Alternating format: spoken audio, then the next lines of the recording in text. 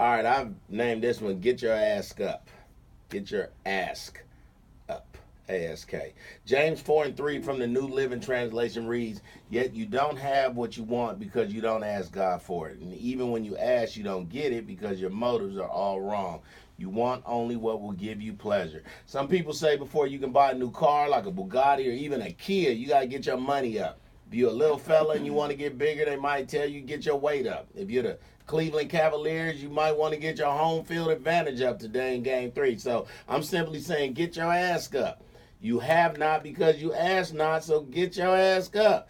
You can ask for anything. When you ask for a burger, you say, let me get a cheeseburger with no onions, no mayo, no pickles, and cut it in half, please. You ask people to keep it down if you can't hear.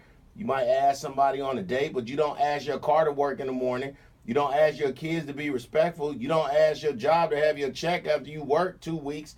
You expect some things. But as humans, we ask the wrong things. Lord, let my car make it to work on E this morning. You should be asking for provision so your car isn't on E. Lord, bless my finances so I can keep my car on full. Father God, if you let the police not arrest me this time, I swear to you I'll never do ... When you should be asking and praying for change so you can stop getting in trouble all the time. Jesus, if you don't let me throw up this time, Lord, let me have enough money for cigarettes. Get your ask up. What are you asking of the Lord? Proverbs 37-8 in the Message Bible says, God, I'm asking for 2 things before I die. Don't refuse me. Banish lies from my lips and lies from my presence. Give me enough food to live on, neither too much nor too little. You better ask God to bless your marriage, to cover your kids, to manage your finances, to help you through college, to give you direction in your career, to give you discern so you're not always hurt by people. I suggest you ask God to work on your forgiving heart, to help you heal from past problems, and to just navigate you through this hard thing we call life.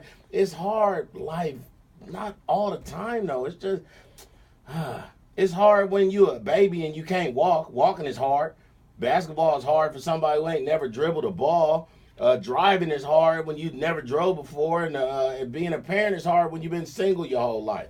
But all those things you can do and all the things you ask of the Lord will be yours if it benefits His will and not yours. I dare you today to ask boldly of our God, what can you do that will help somebody else in His name? What do you really want today? Get your ask up. That's my Mr. Griffin segment today.